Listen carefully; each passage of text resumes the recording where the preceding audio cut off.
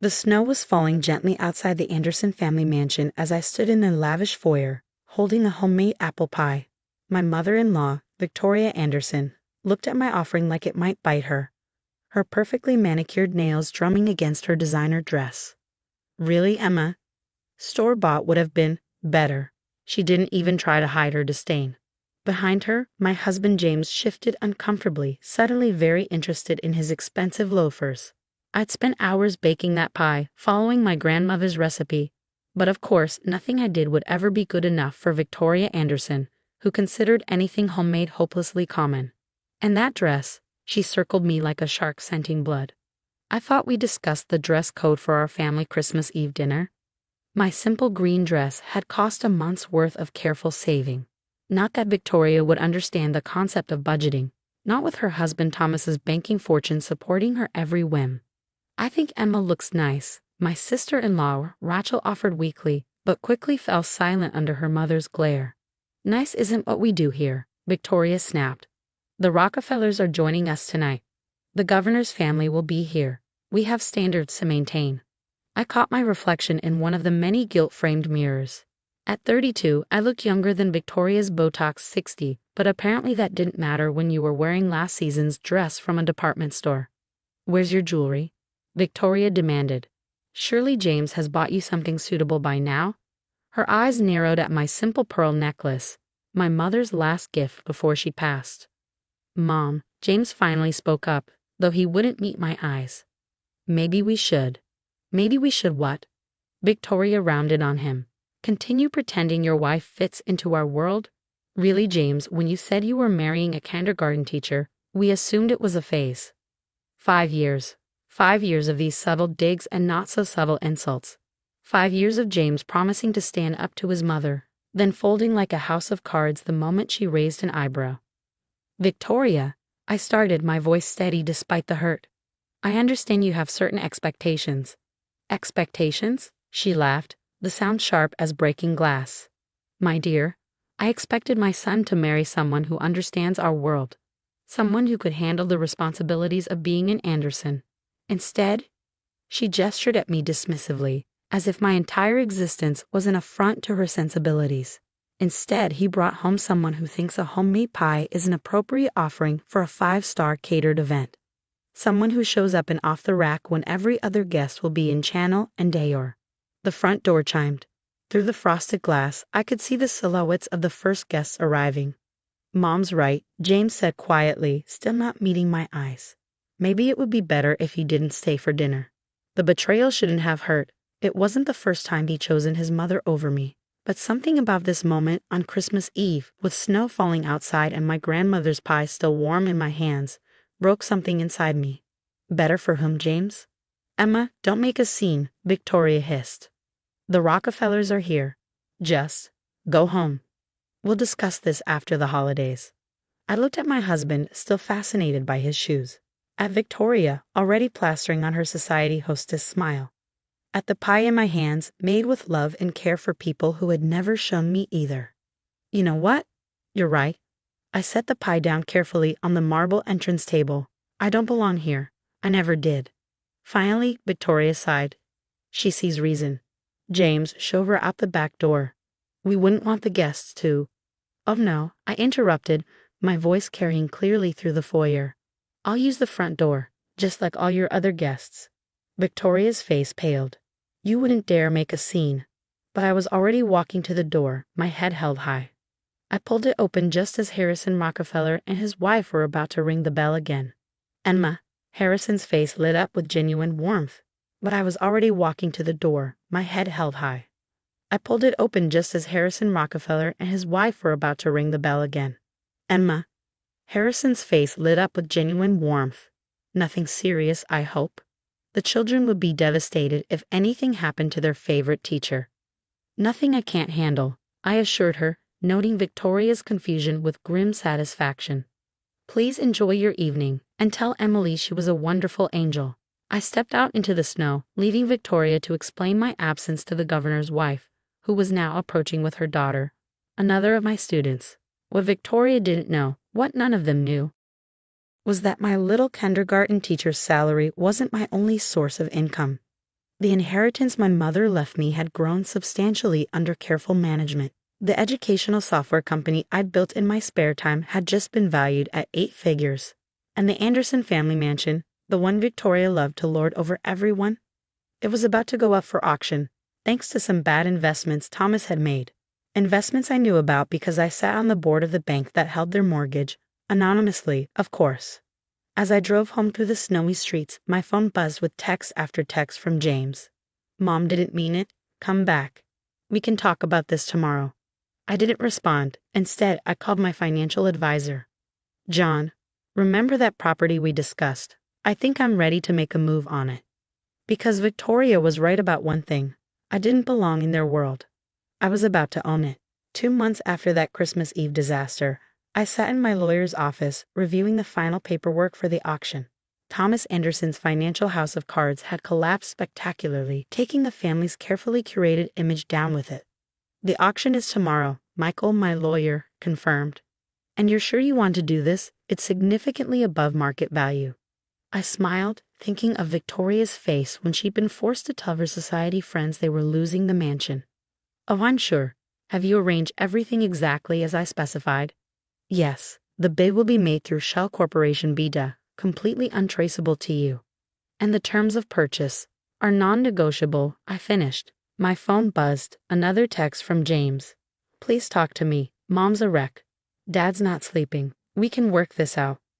I added it to the folder of unanswered messages. In the 2 months since Christmas Eve, James had cycled through anger, pleading, and now desperation. Victoria had even tried visiting my classroom, only to be stopped by security. Apparently, being an Anderson didn't grant automatic access to one of the city's most exclusive private schools. Did you know, I mentioned to Michael that Victoria once told me teaching was a quaint hobby for women who couldn't do better. She never bothered to learn that half her social circle sends their children to my school. The auction itself was deliciously anticlimactic.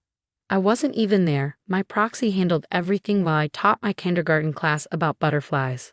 But I heard later that Victoria had attended, expecting some society friend to swoop in and save their precious family home.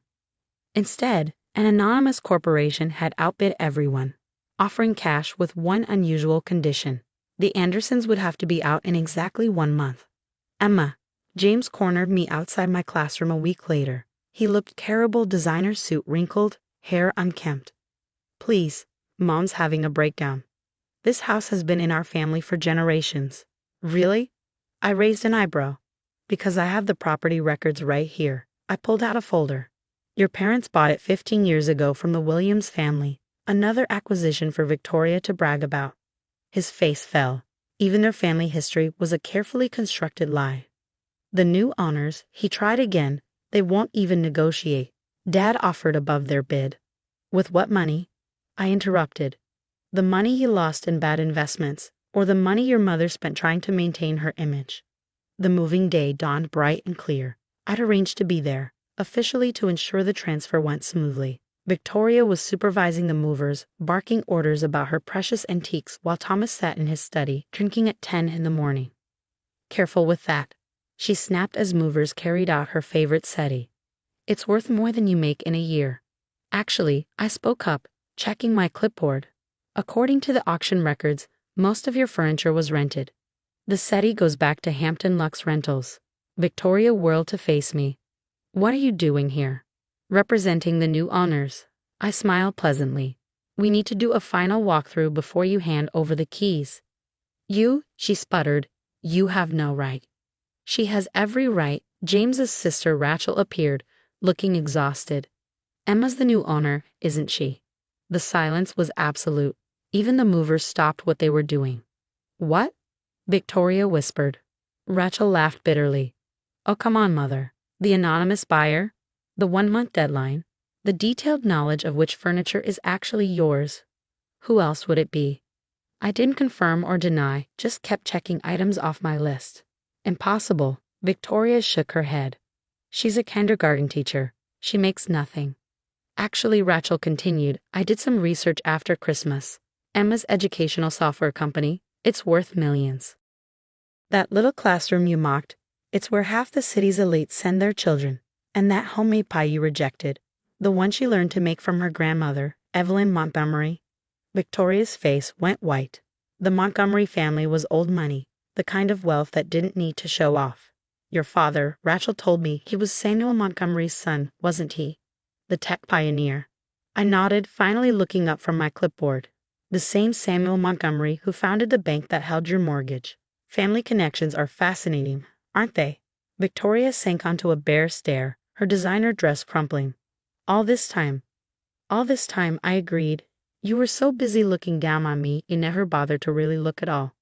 By the way, the charity board you desperately wanted to join, I've sat on it for 3 years. They're the ones who recommended my school to the Rockefellers. James appeared in the doorway, face ashen. The house, you bought our house? Not exactly, I smiled. I bought my house. You're just the previous occupants who need to leave. Victoria found her voice. You did this for revenge. Because of Christmas. No, Victoria. I did this because it was a sound business investment. The fact that it makes you feel what you've made me feel for 5 years? That's just, what did you call it? A little hobby of mine. I walked through the house, now empty of their rented furniture and false pretenses. My heels clicked on the marble floors that now belonged to me. Oh, I turned back. Don't worry about forwarding addresses. Any relevant documentation will go through your lawyers. Documentation. Thomas spoke for the first time, emerging from his study. Yes, the divorce papers, for one. James staggered. Divorce? Did you really think I'd stay after Christmas? After 5 years of watching you choose their approval over our marriage? Consider this my parting gift. A lesson about judging people by their appearance. Victoria tried one last time. The governor's wife, the Rockefellers, they'll never accept you after this. You mean like they didn't accept me at Emily Rockefeller's birthday last week? Or at the governor's education fundraiser? Face it, Victoria, you're the one who doesn't fit in anymore. I held out my hand. The keys, please. Hours later, after they'd all gone, Victoria to her sister's guest house, Thomas to a smaller condo, James to wherever failed husbands go, I stood in the empty foyer, the same foyer where, 2 months ago, they tried to make me feel small. My phone buzzed with a text from Rachel. For what it's worth, you were always too good for this family. I smiled, thinking of Victoria's face when she realized who really held the power. Of James finally understanding what he'd lost. Of Thomas learning that old money isn't always obvious money. The mansion would make a wonderful children's hospital wing. The paperwork for the donation was already being drawn up.